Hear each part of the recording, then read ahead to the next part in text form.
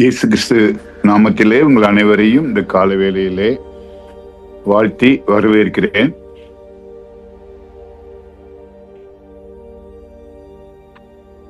Salmond, எல்லாரும் கேக்குதா? Uncle கேக்குதுங்க அங்கிள். கேக்குதா? கேக்குதுங்க அங்கிள். Very good. நான் இந்த ஒரிசாவில் ஒரு காட்டுக்குள்ள இருக்கிறதுனால அவ்வளவு கிளாரிட்டி இல்லை. இருந்தாலும் நான் முடிஞ்ச மட்டும் ட்ரை பண்றேன். நாளைக்கு வரைக்கும் இந்த ஊழியங்க இருக்குது. நாளைக்கு தான் கிளம்புறோம். எங்களுக்காக தயவுசெய்து ஜெபம் பண்ணிக்கிடுங்க. பால் தேவராஜா கர்த்தர் நல்லா உபயோகப்படுத்துறாரு. வருஷத்துக்கு 2 சர்ச்சு கட்டுற அளவுக்கு தேவன் அவனுக்கு ஞானமும் பலனும் கொடுத்துக்கிறாரு. இப்போ ஒரு ஸ்கூல் ஒண்ணுங்க ஆரம்பிக்கலாம்னு ஜெபம் பண்ணிட்டு இருக்கிறோம். காட்டு பகுதிகளில் ரொம்ப அது மட்டும் இல்லை, நம்முடைய ஊழிகார பிள்ளைங்களும் நம்ம ஹோம்ல படிச்ச பிள்ளைங்க 3 குடும்பம் இங்க இருக்காங்க. 3 குடும்பம் தங்கி இருக்காங்க. அவங்களையும் ஆண்டு நல்லா உபயோகப்படுத்துறாரு.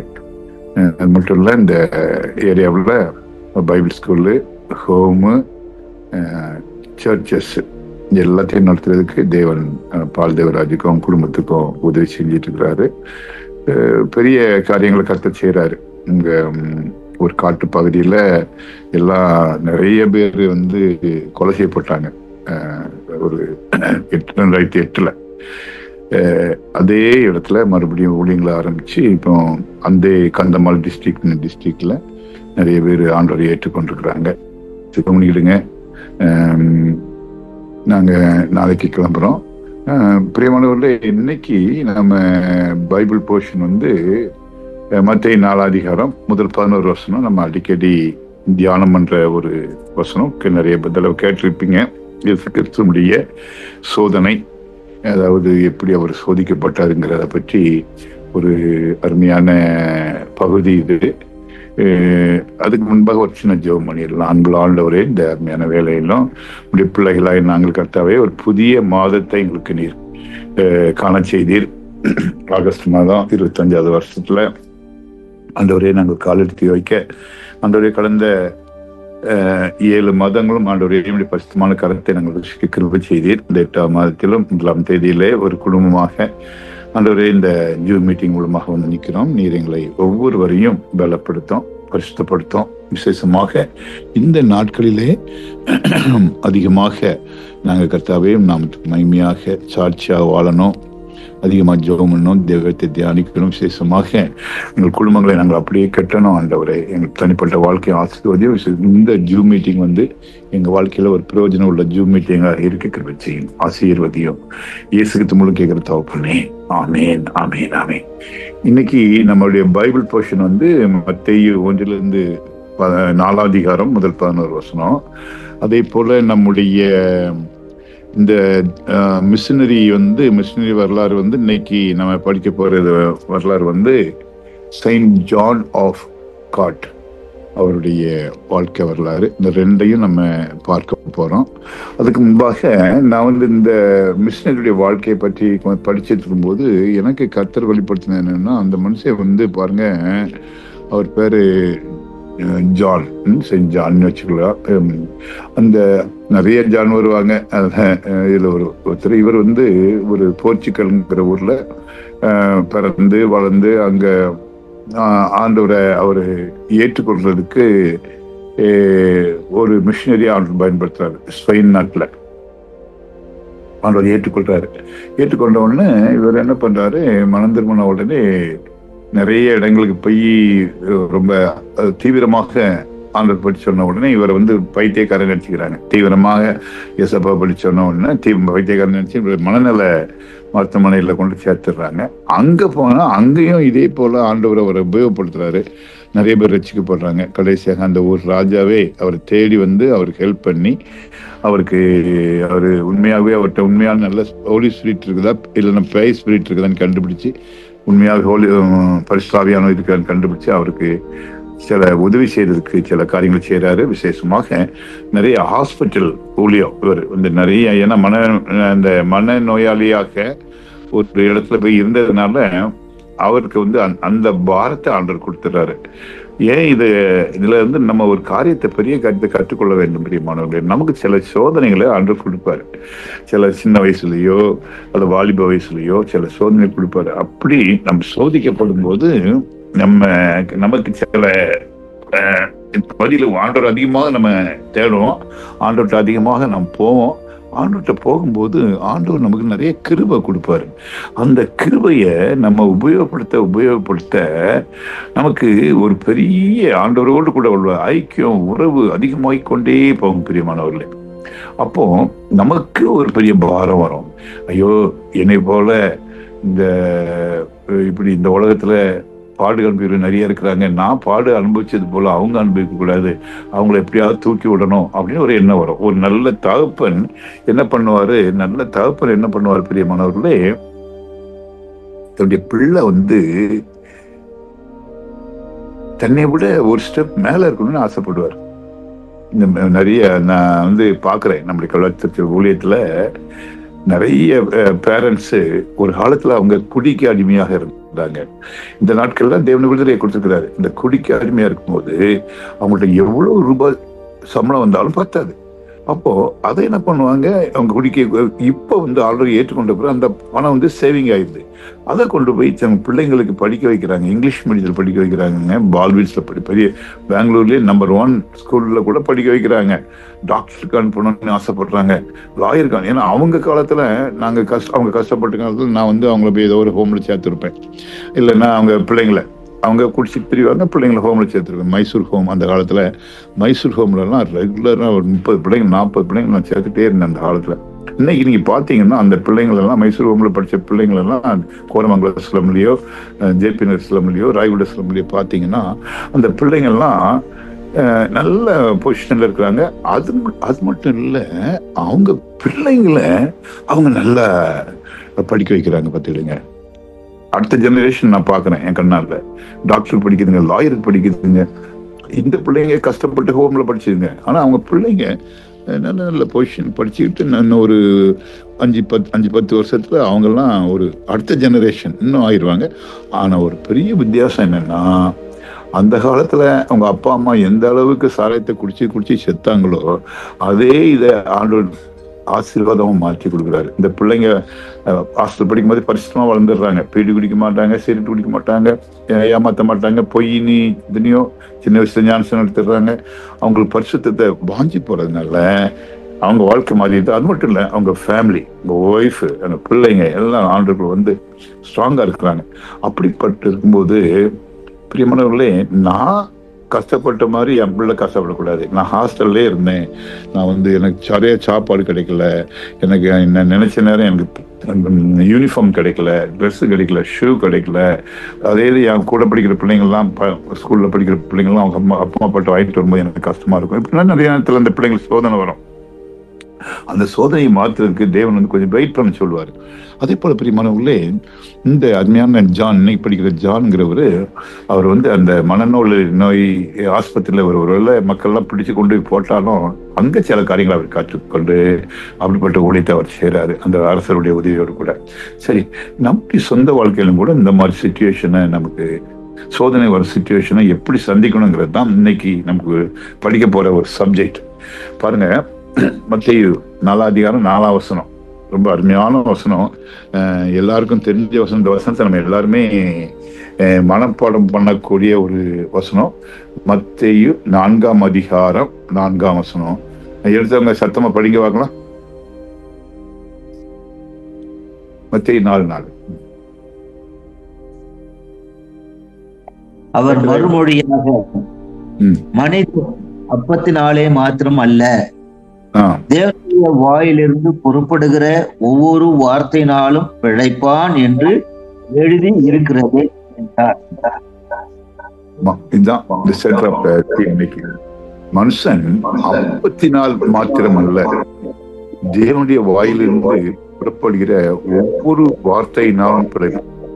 நாம் பிரியமானவர்களே, இந்த கால வேளையில உங்களோடு கூட என்னோடு கூட ஆண்டவர் பேசுறது என்னன்னா, நிறைய நேரத்துல நம்ம அப்பத்தினாலதான் பழைப்போனி நம்ம விசுவாசம் அந்த ஸ்டாண்டர்ட் தான் இருக்குது. நம்முடைய விசுவாசம் ஸ்டாண்டர்ட் எப்படின்னா, எனக்கு இன்னைக்கு சாப்பாடு கிடைச்சா போதும், எனக்கு இன்னைக்கு ட்ரெஸ் கிடைச்சா போதும், இன்னைக்கு என் பிள்ளைங்களுக்கு நான் ஹெல்ப் பண்ண போதும் அப்படின்னு நம்ம ப்ரெசன்ட் சிச்சுவேஷன்ல தான் நம்ம சூழ்நிலையை வைத்து நம்ம கணக்கு போட்டுக்கிட்டு இருக்கோம். இல்லவே இல்லை. ஆனா நீங்க எந்த அளவுக்கு வேத வசனங்களை தியானம் பண்றீங்களோ, எந்த அளவுக்கு வசனங்களை நீங்க அப்ளிகேஷன் அதை உங்க வாழ்க்கையில் கடைபிடிக்கணும்னு ஆசைப்படுறீங்களோ அந்த அளவுக்கு ஆண்டவர் உங்களை உயர்த்துவார். பாருங்களேன், அந்த அளவுக்கு ஆண்டவர் உயர்த்துவார். அதுக்கு ஒரு உன்னதமான ஒரு எக்ஸாம்பிள் தான் ஏசப்பா வனாந்தரத்துல அவர் உபவாசம் இருந்தது.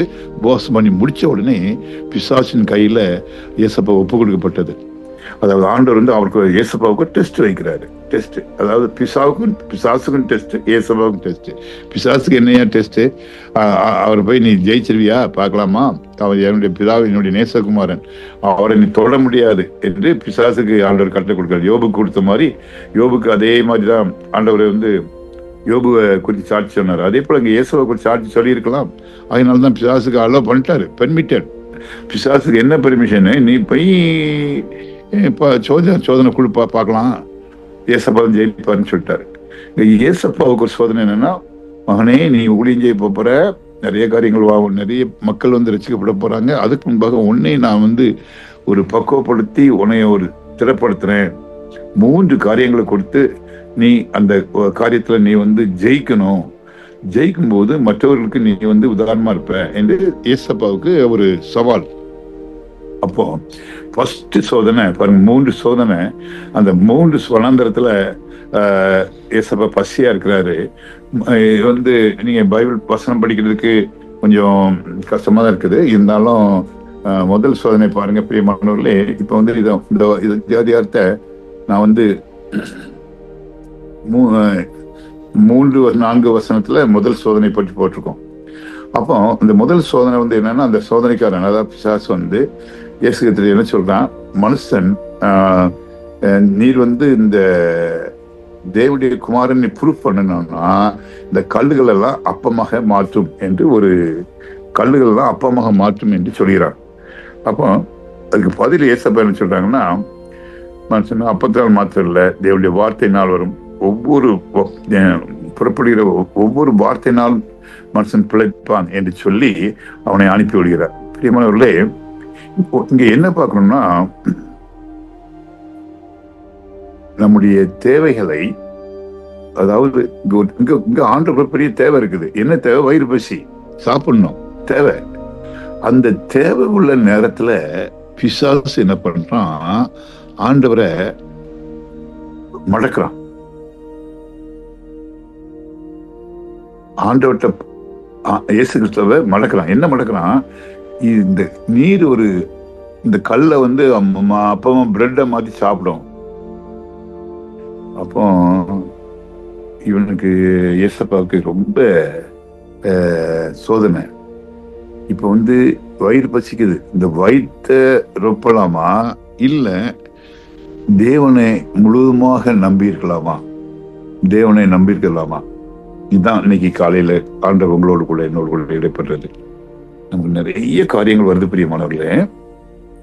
இது ஆண்டவரை நம்ம நம்பி இருந்தோம்னா கொஞ்சம் காத்திருக்க வேண்டி இருக்குது, பொறுமையா இருக்க வேண்டி இருக்குது.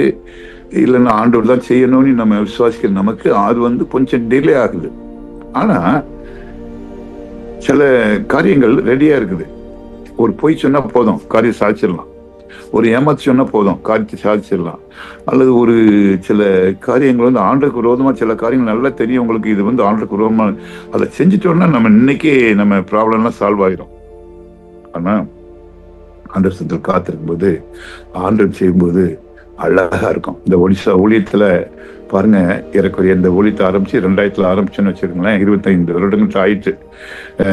2004 நினைக்கிறேன், 2004 நினைக்கிறேன், 21 வருஷம் ஆச்சு இந்த ஊழியம் ஆரம்பிச்சு.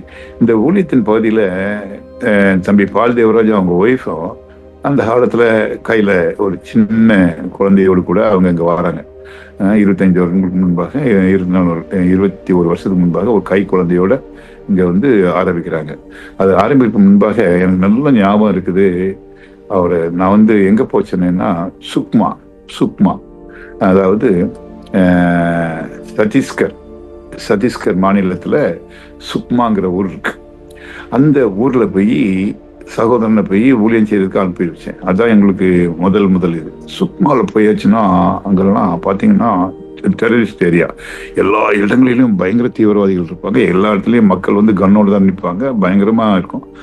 அந்த இடத்துல நானும் தம்பியும் போய் தங்கியிருந்து அங்க எனக்கு ஒரு கான்டாக்ட் உண்டு. நான் அந்த காலத்துல வேலை பார்க்கும்போது அங்க ஒரு பொடியங்கிற ஊர்ல ஒரு கான்டாக்ட் உண்டு. அந்த கான்டாக்ட் நம்பி நாங்க போயிட்டோம். போய் அங்க ஊழியங்களை ஆரம்பிச்சா சுக்மாவில் பால்தேவராஜ் வந்து ரொம்ப கஷ்டப்பட்டாப்புல. கஷ்டம்னா பயங்கர கஷ்டம், அந்த மாதிரி கஷ்டம் யாரும் படக்கூடாதுங்க. அந்த தீவிரவாதிகள் மத்தியில தங்கி இருந்து அங்க ஊழியத்தை ஆரம்பிச்சு 2-3 மாசம் இருந்தார். அந்த ஒரு வீடு வாடகைக்கு எடுத்து நாங்க இருந்தார். ரொம்ப ரொம்ப கஷ்டம்.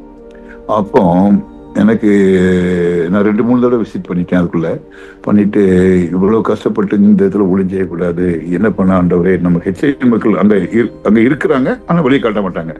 அப்போ என்ன பண்றது ஆண்டவரேன்னு நாங்க 2 பேரும் ஜெபம் பண்ணிட்டு ஒரு நாள் சரி கொஞ்சம் தூரம் போவோமே, அந்த ஊரு தலைநகர் போனோம், ரைப்பூர்ல போய் அங்க போய் பார்த்தா அங்கேயும் ஊழியத்துக்கெல்லாம் ஓப்பன்ல. அப்புறம் ஜெகதார்பூர், இப்படி சில இடங்கள்லாம் விசிட் பண்ணிட்டு கடைசியா முடிவு பண்ணி ஒடிசாவில் வந்து நாங்கள் 2 பேரும் நிற்கிறோம். ஒடிசாவில் நிற்கும் போது என்ன ஆண்டவரை, ஒடிசாவில் எங்க ஆண்டவரை ஊழியத்தை ஆரம்பிக்கிறது அப்படின்னு ஜெபம் பண்ணிட்டு இருக்கும்போது கவர்மெண்ட் அங்கேயும் ஹெச்ஐ மக்கள் ஒருத்தர் கூட கண்டுபிடிக்க முடியல. ஆனால் நிறைய பேப்பர்ல போட்டிருக்கோம், ஒடிசாவில் தான் நிறைய பேர் ஜாஸ்தி இருக்காங்க. அப்போ சோதனைக்கு மேல சோதனை எங்களுக்கு, எங்க போனாலும் கதவு அடைக்கப்படுது. இருந்தாலும் கர்த்தரோட நடத்துறதுக்குன்னு எனக்கு இன்னும் ஞாபகம் இருக்குது. டென்சிங்னா பால்தேவராஜன் அந்த ஒரு பேப்பர் வாங்கி ரயில்வே ஸ்டேஷன்ல கொசு கத்தி அடியில் படுத்து எத்தனையோ நாள் அப்படி நாங்கள் எங்கள் காலத்தெல்லாம் கழிச்சிருக்கோம். அப்படி அப்போ ஒடிசாவில் ஒரு நெட்ஒர்க்கை பார்த்தா நெட்ஒர்க் இல்லை. அப்போ ஒன்று ஆஸ்பத்திரியில் போய் ஏடி சென்டரில் போய் உட்காந்து போர்டெல்லாம் பார்த்துட்டு இருக்கோம். போர்டெல்லாம் பார்க்கும்போது அங்கே ஒரு வால் போஸ்ட் பார்த்தோம் 2 பேரும். அந்த வால் போஸ்டர்ல கீழே ஹெச்ஐவி பற்றி விவரங்களுக்கு இந்த போன் நம்பரை அணுகவும் போன் பண்ணவும் போட்டிருக்கு. என்னடா இது, நம்ம ஆஸ்பத்திரி டாக்டர் பார்க்க வந்த இடத்துல இப்படி ஒன்று இருக்குன்னு. சரி, டாக்டர் கண்டிப்பாக கொடுக்க மாட்டாங்க இன்ஃபர்மேஷன். நான் இந்த போன் கண்டிப்பாக போன் அடிச்சா நீங்க வாங்க சார் அப்படின்ட்டாங்க. நேர போன உடனே அங்க கொஞ்சம் மெட்டீரியல் எல்லாம் கொடுத்தாங்க, ஹெச்ஐவி பற்றி மெட்டீரியல். அப்படின்னு சொன்னோம், இப்படி நாங்கள் தமிழ்நாட்டுல இருந்து வந்திருக்கிறோம், எங்களுக்கு ஏதாவது உதவி பண்ணுங்க. உடனே அந்த தமிழ்ல பேச ஆரம்பிச்சிட்டாரு. ரொம்ப ஆச்சரியம். நான் தமிழர், நாங்க அங்க வந்து இருக்கிறேங்க, கஞ்சம்ங்கிற ஒரு டிஸ்ட்ரிக்ட்ல நிறைய ஹெச்ஐவி இருக்காங்க, நீங்க அங்க போங்க, எனக்கு தெரிஞ்ச ஆட்கள்லாம் இருக்காங்க. நான் உடனே கான்டாக்ட் பண்ணி விட்டேன். உடனே டக்குன்னு கான்டாக்ட் பண்ணி நாங்க அந்த ஏரியாவில் வந்து லேண்ட் ஆனோம். லேண்ட் ஆகின்னு இருக்கிறக்கூடிய 15 வருஷத்துக்கு மேல ஆயிடுச்சு. இந்த இடத்துல கர்த்தர் செய்த பெரிய அற்புதம் என்னன்னா, ஒரு அருமையான ஸ்கூலை ஆண்டவர் ஆரம்பிச்சிருக்கிறாரு. டீச்சர்ஸ், நம்ம பிள்ளைங்க ஹோம்ல பிள்ளைங்க டீச்சர்ஸா இருக்கிறாங்க. அது மட்டும் இல்ல, ஒரு ஏக்கர் இடத்த வாங்கி நல்லா காம்பவுண்ட் போட்டு அவங்களுக்கு ஸ்டாப் குவார்டர்ஸ்லாம் வாரணாசி மாதிரியே டெவலப் பண்ணி ஒரு அருமையான ஒரு அடுத்த வாரணாசியாக இது வந்துட்டு இருக்குது. இது நினைக்கும் ரொம்ப சந்தோஷமா இருக்குது. சகோதரியும் உபயோகப்படுத்துறாரு. அதுல பார்த்தாச்சுன்னா அந்த பால்தேவராஜுடைய 2 பிள்ளைங்க இருக்காங்க. அந்த பிள்ளைங்களுக்கு அவர் மிஷினரி பேர் தான் வச்சிருக்கிறாரு, ஹர்சன், எஃப்சிபாய் 2. அப்போ அந்த பிள்ளைங்க வாழ்க்கையை நான் அப்படியே உற்று பார்ப்பேன். அழகா இங்க உள்ள லாங்குவேஜ், ஒடியா லாங்குவேஜை பேசிக்கிட்டு இருக்குது. ஒரு பெரிய பியூட்டி என்னன்னா, அவரு தங்கியிருக்கிற இடத்துல இருந்து ஒரு 140 கிலோமீட்டர் தள்ளி ஒரு இடம் இருக்குது. அந்த இடம் வந்து அங்கதான் நிறைய மிஷினரிகளை கொண்ட இடம். மிஷினரிகள், பாஸ்டர்ஸ், எல்லாத்தையும் விசுவாசிகள்ல ஆயிரக்கணக்கான பேர் கொண்ட இடம். ஒரு 10 வருஷத்துக்கு முன்பாக 2008 கந்தமால் அந்த இடத்துல போய் அங்க 2 சர்ச்சு கட்டி அங்க ஒரு பைபிள் ஸ்கூல் மக்கள் எல்லாம் எடுத்து அங்க இரவும் பகலுமாக ஒளிஞ்சிறாரு. நான் ஒரு தடவை கூட்டிட்டும் போயிருக்கேன், ஊழியக்காரங்களும் கூட்டிட்டு போயிருக்கேன். சில ஊழியக்காரங்களுக்கு தெரியும். அது முதல்ல. இப்ப பாத்தீங்கன்னா அதெல்லாம் பயங்கர டெவலப் ஆகி இன்னும் 2 இந்த வருஷம் இப்போ ஒரு சர்ச்சு கட்டி முடிக்க போறாரு, பில்டிங், புது பில்டிங். அப்படி ஆண்டவர் வந்து அது லோக்கல் சப்போர்ட்ல இப்படி ஆண்டவர் வந்து பெரிய காரியங்களை இங்க செஞ்சிருக்காரு. ஒடிசாவில் வாரணாசியில அதே மாதிரிதான். வாரணாசி பார்த்தீங்கன்னா அங்கேயும் இதே போல ஊழியர்கள் பல எழும்பியிருக்காங்க. பலர் வந்து அங்கேயும் புதுசா ஒரு சர்ச் கட்டிட்டு இருக்கோம். ஒரு இந்த வருஷத்துல மட்டும் 5 ஊழியக்காரங்க ஊழியத்துக்கு போயிருக்காங்க புதுசாக. அது மாதிரி சில குட்டி போடுது, சில ஆடுகள் குட்டி போடும், அது மாதிரி இங்கெல்லாம் குட்டி போடுது ஆடுகள்லாம். சில பாஸ்டர்ஸ் என்ன பண்றாங்க, அவங்க இதை பாதுகாத்துக்கிட்டா போதும்ப்பா, நம்ம சர்ச்சு உண்டு, இது உண்டு, நம்ம குடும்பம் உண்டுன்னு தான் இருக்காங்க. ஆனா இங்க எல்லாம் பாத்தீங்கன்னா ராஞ்சிக்கு நாங்க போய் வச்சோன்னா அங்கேயும் அதே தான், பயங்கரமா அங்க ஊழியங்கள் நடக்குது. நாங்க இப்போ கல்கத்தா போயிட்டு வந்தோம் சமீபத்துல. கல்கத்தாவில் ஒரு 3 ஊழியக்காரங்க தங்கியிருக்காங்க. தங்கியிருந்து அங்க உயிரை கொடுத்து ஊழியம் பண்றாங்க இந்த ரிஸ்க் எடுத்து. கல்கத்தா, இப்போ கல்கத்தா தான் எங்களுடைய ஹென்ரிக்கு தேவன் கொடுத்த ஒரு பெரிய தரிசனம். ஹென்றி அதை பற்றியே யோசிச்சுட்டு இருக்காப்புல. கல்கத்தாவில் நம்ம ஊழியத்தை ஆரம்பிச்சோம்னா எப்படி ஆகும்னா, அங்க ஒரு ஜங்ஷன், அது வட இந்திய ஈஸ்ட், நார்த் ஈஸ்ட்னு சொல்லுவாங்க. அங்க நிறைய பேர் கிறிஸ்டியன்ஸ் கூட இருக்கிறாங்க, நாகாலாந்துலாம். அப்படிப்பட்ட இடம் இருக்கிற கிறிஸ்டியன்ஸ் இன்ஃப்ளூயன்ஸ் இருக்கிறதுனால கல்கத்தாவில் நல்ல ஊழிய வாய்ப்புகள் நிறைய திறந்துருக்குது. அங்கே போய் காஸ்பல் சொன்னால் யாரும் சாதாரணமாக எதிர்ப்பு தெரியல. ஆனால் எதிர்ப்பு இல்லாத இடத்துல நம்ம ஊழியங்களை ஆரம்பிக்கணும் அப்படின்னு ஹென்ரிக்கு ஒரு தேவன் ஒரு பெரிய தரிசனத்தை கொடுத்துக்கிறாரு. அடிக்கடி போயிட்டு வரப்பல இந்த தடவை நானும் போயிட்டு வந்தேன், நானும் மனைவியும். அங்கே பார்த்தீங்கன்னா அங்கே ஹெச்ஐ மக்கள் நிறைய இருக்காங்க. இப்போ சவுத்துலலாம் ஹெச்ஐ மக்கள் கம்மியாயிட்டு போகிறாங்க. இங்கே அப்படி இல்லை, இருக்காங்க. அவங்கள தேடி ஊழியர்கள் செய்ய நம்ம பிள்ளைங்க 3 ஹோமில் படித்த பிள்ளைங்க, 2 ஃபேமிலி மற்றும் இன்னொரு ஃபேமிலி வாரணாசியில் உள்ள தம்பி, 3 பேர் சேர்ந்து அங்கே நல்ல ஊழியர்கள் பண்ணிருங்க. டியூஷன் சென்டர் ஆரம்பிச்சிருக்காங்க, அருமையாக இருக்குது. அதனால இதெல்லாம் நினைக்கும் போது உயிரை வெறுத்து இங்கே வட இந்தியாவில் ஊழியர்கள் ஊழியம் செய்கிறாங்க. அங்கே நம்ம தமிழ்நாட்டிலையும் கர்நாடகாவிலையும் சில காரியங்கள் நினைக்கும் போது எனக்கு அவங்க குடும்பத்தை பற்றி தான் அவங்க பேசிட்டு இருக்கிறாங்க, அவங்களுடைய ஃபியூச்சர் பற்றி தான் யோசிக்கிறாங்க. இங்கே உயிரை வெறுத்து ஊழியங்க. இந்த கோதுமை மணியா நிலத்தில் செத்ததாயில் மிகுந்த கனிகளை கொடுக்கும் யோவான் 12:24 போட்டிருக்கு இல்லையா? அதனால பிரியமானவர்கள், இந்த நாட்கள்ல நம்முடைய வாழ்க்கை தேவன் கொடுத்த ஒரே வாழ்க்கை. அதை மனுஷன் 40 நாள் மட்டும் இல்லை, தேவனுடைய வார்த்தையினால் பிழைப்பான். இங்க ஊழியம் செய்யறவங்க எல்லாருமே தேவனுடைய வார்த்தையை நம்பி ஊழியம் செய்யறாங்க. இன்னைக்கு கூட உங்களுக்கு ஆண்டவர் பேசலாம். நான் இத்தனை வருஷம் 10 வருஷம் ஊழியம் செஞ்சுட்டேன், ஒரு அசிஸ்டன்ட் பாஸ்டர் என்னால் கண்டுபிடிக்க முடியல என் சர்ச்சில் இருந்து. நான் 10 வருஷம் ஊழியம் செஞ்சுட்டேன், எனக்கு ஆத்துமாக்கள் வரமாட்டேங்குது, அர்ச்சமாவே தான் அரைச்சிட்டு இருக்கேன். ஒருவேளை ஆண்டவர் உங்களோட பேசிக்கிட்டு இருந்தாருன்னா நீங்கள் உடனடியாக ஒரு முடிவு எடுங்க. நான் வட இந்தியா போவேன், அங்கே போய் ஊழியத்தை ஆரம்பிப்பேன். அல்லது நான் ஊழியத்தை நான் போய் ஆரம்பிக்கிட்டனாலும் அங்கே உள்ள ஊழியர்களுக்கு நான் சப்போர்ட் பண்ணுவேன். அல்லது என்னுடைய சர்ச்சிலேருந்து ஒரு 4 பேர் வட இந்தியாவுக்கு அனுப்புவேன், என் பிள்ளையே நான் அனுப்புவேன் அப்படின்னா நம்ம முடிவு எடுக்கும்போது கர்த்தர் அருமையாக அந்த குடும்பங்களை உயர்த்துவார். பிரியமானவர்களே, இது என்னுடைய ஒரு அன்பான வேண்டுகோள். நான் யாரையும் ஃபோர்ஸ் பண்ணி ஊழியத்துக்கு போங்க சொல்ல மாட்டேன். இருந்தாலும் இப்படி ஊழியக்காரங்க ஒரு சைடில் செத்துக்கிட்டு இருக்கும்போது இன்னொரு சைடில் ஊழியக்காரங்க எனக்கு கார் இல்லையே, எனக்கு சொந்த வீடு இல்லையே, எனக்கு என் பிள்ளை இன்ஜினியரிங் படிக்கலையே, டாக்டர் படிக்கலையே, டாக்டர் மருமக வரலையே, இன்ஜினியர் மருமக வரலையேன்னு நம்ம அதை பற்றி யோசிச்சுட்டு இருந்தோம்னா கருத்துக்கு நம்ம எல்லாரும் கண்டிப்பாக கணக்கு கொடுக்கணும். ஏன்னா ஆண்டவர் உங்களை எந்த இதுலேருந்து அழைத்தாருன்னு உங்களுக்கு நல்லா தெரியும். ஆண்டவர் உங்கள்கிட்ட என்ன எதிர்பார்க்குறாருன்னு உங்களுக்கு நல்லா தெரியும். ஆகையினால் இந்த நாட்களிலே மனுஷன் 40 நாள் மட்டும் இல்லை, நம்ம சாப்பாட்டை பற்றியே யோசிக்க வேண்டாம், நம்முடைய சுயநலத்தை பற்றியே யோசிக்க வேண்டாம். ஆண்டவரே என்னை அனுப்போம், நான் போறேன், ஆண்டவரே என்னை அனுப்போம், நான் போறேன் அப்படின்னு நம்ம ஆண்டு கருத்தில் நம்மளை கொடுக்கும்போது ஆண்டவர் ஒரு கிரியனை போல உங்களை உபயோகப்படுத்துவார், என்னை உபயோகப்படுத்துவார். பாருங்க, முதல் சோதனை சாப்பாடு பற்றி. ஆண்டவர் ஜெயிச்சிட்டாரு. ஆண்டவர் சொல்லிட்டாரு, நான் உன்னைய நம்பலப்பா, கர்த்தரை நம்பியிருக்கேன்ப்பா, உன்னை நம்பல பிசாசே, நீ சொல்லி நான் செய்ய வேண்டிய அவசியம் இல்லை. முதல் இது. ரெண்டாவது சோதனை பாருங்க, ஆண்டு கொண்டது ஒரு தேவாலயத்தினுடைய உச்சியில கொண்டு போய் பிசாசு நிப்பாட்டிடலாம். அங்க 2 வசனங்கள் 5-7. அது எப்படிப்பட்ட சோதனைன்னா, நீ குதியும், ஆண்டவரே தேவலத்தை வச்சு நீ குதிச்ச உடனே என்ன பண்ணுவாங்க, நீ தாழ குதியும், தூதர்களுக்கு ஆண்டவர் கட்டளையிடுவாரு. அப்போ நீர் கீழே விழாதபடி தூதர்கள் தூக்கிட்டு போவாங்க. என்ன பாருங்க, அப்போ பிசாசு தப்பா பைபிளை தப்பா சொல்லி கொடுக்குறான். என்ன தப்பா சொல்லி கொடுக்குறான்? பாதம் கல்லில் இல்லாதபடிக்கு 91 சங்கீதத்துல போட்டிருக்குங்க, உண்மைதாங்க. அவர்கள் கையில் ஏந்தி கொண்டு போவார்கள். அந்த வசனத்தை அப்படி திருச்சி அழகா ஆண்டவர் கொடுக்குறான். அப்போ கட்டளையிடுவார் ஆண்டர் கட்டளை இடுவாரு, தூக்கி விட்டு போவாங்க. தொழில்துறை சங்கீதத்தை நீங்க படிச்சு பார்த்தீங்கன்னா அதுல இருந்து கொஞ்சம் வேற மாதிரி போட்டிருக்கு. இதுக்கு அது கொஞ்சம் வித்தியாசம் வேற மாதிரி சொல்றதுக்கு நேரம் இல்லை. ஆனா பாருங்க, வசனங்களை திரிப்பதிலே பிசாசு வல்லவர். முதல்ல வசனங்களை சுட்டி காட்டி என்ன சொன்னா சாப்பிடுங்கன்னு பார்த்தான். இப்ப வந்து குதிக்க வச்சு அங்க மேலேருந்து எஸ்லேம் தேவாலயத்து மேலேருந்து குதிச்சாச்சுன்னா உடனே அங்க பெரிய ஆளுன்னு எல்லாரும் நினைப்பாங்க இவரை. பெருமை பெருமை பெருமை. அப்போ பெரிய இந்த பெருமை வந்து நம்ம வாழ்க்கையை தின்னுபிடும்.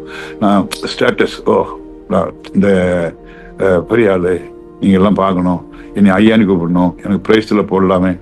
யாராவது ஒருத்தர் பிரைஸ்ல போடணும்னா அந்த ஆளை நம்ம இப்போ ஜனத்துல ரொம்ப ஒரு மாதிரி நினைக்கிறோம். இல்லை, யாரு போட்டாலும் சரி, நான் கர்த்தருக்கு பிள்ளை, கர்த்தர் ஊழியம் செய்யறேன் அப்படின்னு நீ பண்ணிட்டு இருக்கணும். அப்போ இது பரீட்சை. அப்ப சொல்றாரு ஆண்டவரே, நீ பரீட்சை பாக்குற, டெஸ்ட் பண்ற, நான் வந்து நீ சொல்றபடி செய்ய மாட்டேன், நான் குதிக்க மாட்டேன், போ என்று பிசாசை வெக்கப்பட வச்சிடறாரு. 2வது சோதனை. அதனால நம்முடைய வாழ்க்கையில கூட பெரிய முறைகளே சாத்தான் சில நேரத்துல நம்ம இந்த வேத வாக்கியத்தை நாமளே தவறா பயன்படுத்தும். முதல்ல வேத வாக்கியத்தை மாதிரி படைப்போம், 2வது நம்மளே நமக்காக சில பயன்படுத்த ரொம்ப டேஞ்சர். 3வது சோதனை பாருங்க, 3ல 10 வசனம். மிகவும் உயர்ந்த மலையிலிருந்து கொண்டு போய் சகல ராஜ்யங்களையும் அவருக்கு காண்பித்து, ஒரே ஒரு கிறிஸ்து என் காலில் விழுந்துரும், சாஸ்தாம விழுந்தால் இவர் உமக்கு தருவேன் அப்படின்னு சொன்னார். அப்போ இயேசுக்கு சொல்றாரு, அப்பாலே இப்போ சாத்தானே, உன் தேவனாய் கர்த்தரை நீ பணிந்து கொண்டு நீ அவருக்கே நீ ஆராதனை செய் என்று சொல்லி அவனை துரத்துறாரு. பிரியமானவர்களே, ஷார்ட் ரூட். இங்க பாருங்க, ஆண்டவர் வந்து உலகத்தில் நிறைய அற்புதங்களை செய்து உங்களுக்கு எனக்காக சிலுவையில் அறையப்பட்டு ரத்தம் சிந்தி அவர் உயிரோடு எழும்புறதுதான் தேவனுடைய சுத்தம். ஆனா இவன் என்ன பண்றான், ஒரே நாளில் ஒரே நிமிஷத்துல ஆண்டு என் காலில் நீர் கூட அப்போ வந்து இதெல்லாம் உங்களுக்கு தந்துடுவேன், இந்த உலகத்தெல்லாம் உங்களுக்கு தந்துடுவேன், நீர் ஆண்டுக்கெல்லாம் உங்களுடைய ராஜ்யம் மாறிடும். இன்னைக்கு அதாங்க நிறைய ஷார்ட் அவுட் போய் நிறைய பேர் ஊழியக்காரங்களும் வாழ்க்கையை அவுட் ஆயிட்டு, விசுவாசிகள் வாழ்க்கையை ஆயிட்டு. ஆனா லாங் ரூட் போறவங்க நல்லா இருப்பாங்க. காலையிலே எழுந்து 1 மணி நேரம் ஜோம் பண்ணுவேன், முழங்கால ஜோம் பண்ணுவேன் அப்படின்னு உறுதி எடுத்து நீங்கெல்லாம் ஜோம் பண்ணீங்கன்னா உலகமே மாறுங்க. அன்னைக்கு பைபிள் போர்ஷன்ல ஜான் ஹைட் அப்படின்னு ஒருத்தர் பற்றி படிக்க முடியும். ஆகஸ்ட் 1ஆம் தேதி போர்ஷன்ல அந்த ஜான் ஹைட் வந்து பாருங்க, மணிக்கணக்கில் அவர் ஜோம் பண்ணுவார். அமெரிக்காவிலேருந்து வந்தவர், பஞ்சாப்ல ஒரு சின்ன ஆர்கனைசேஷன் ஆரம்பிச்சு பண்ணவர். அவரு ஒரு நாளைக்கு முதல்ல 10 ஆத்மாக்கள், அப்புறம் 20 ஆத்மாக்கள், 200 ஆத்மாக்கள், அப்படி ஆத்மாக்கள் குமிய ஆரம்பிச்சான். ஒரே காரணம் என்னன்னா, அவர் முழங்கால நின்று ஜெபம் பண்ணுவாராம். பஞ்சாப் மிஷன் அப்படின்னு ஒரு ஊழியத்தை ஆரம்பிச்சார். இன்னைக்கு போர்ஷன் படிச்சு பாருங்க, அருமையான போர்ஷன். ஜான் ஹைட் அவருடைய புக்கு கூட ELSல கிடைக்கும். அது படிச்சு பார்த்தீங்கன்னா அவர் முழங்கால நின்னே ஜெபம் பண்ணுவார், மணிக்கணக்கில் ஜெபம் பண்ணுவார் ஜான் ஹைட். அவரை ஆண்டவர் பேர்படுத்தார். பிரியமானவர்களே, இந்த மாதிரி பக்தர்களுடைய வாழ்க்கையெல்லாம் நமக்கு முன்னாடி இருக்கும்போது நான் இயேசு கிறிஸ்துவையே முன்வைத்து நம்முடைய வாழ்க்கை ஓடும். இப்போ கடைசி வசனத்தை நான் படிச்சுட்டு முடிக்கலாம். 11ஆம் வசனம் என்ன சொல்லுன்னா, இயேசு தேவ வசனத்தினால பிசாச வென்றார். பார்த்துடுங்க. 11ஆம் வசனத்தை பார்க்கும்போது இயேசு கிறிஸ்து வந்து 11ஆம் வசனம் எனக்காக யாராவது படிங்க, நான் விட்டுட்டேன், படிங்க. அப்பொழுது பிசாசு அவரை விட்டு விலகி போனார். உடனே தேவதூதர்கள் வந்து அவருக்கு பணிவிடை செய்தார்கள். தேவதூதர்கள் வந்து பணிவிடை செய்தாங்க. பாருங்க, எப்போ சோதனையில வெற்றி பெற்ற போது, எப்போ வசனங்களை தேவன் இயேசு கிறிஸ்து உபயோகப்படுத்த போது, எப்போ பிசாசு வெக்கப்பட்டு போன போது. இன்னொரு அதிகாரத்தில் பார்த்தீங்கன்னா பிசாசு கொஞ்ச காலம் போட்டிருக்கோம். அதனால திருப்பியும் ஏசப்பாவுக்கு சோதனை கொடுத்துருக்காங்கல்ல பிசாசு. அதனால நம்முடைய வாழ்க்கையில ஏசப்பா வாழ்க்கையிலேயே சோதனை கொடுத்தா ஏன் நம்ம வாழ்க்கையில கொடுக்க கூடாது? அவன் கொடுப்பான். அவனை நம்ம வெற்றி கொள்ளணும்னா ஒரே ஒரு காரியம், நம்ம இந்த இடத்துல தேவனுடைய சமூகத்தில் காத்திருந்து வசனத்தை கை கொள்றோமோ அந்த அளவுக்கு தேவன் நம்மை ஆசீர்வதிப்பார். நாம் ஜெபிக்கலாம். பிரியமானவர்களே, அன்புள்ள ஆண்டவரே, இந்த காலை வேளையிலே ஒரு மனதோடு ஜெபம் பண்றோம்.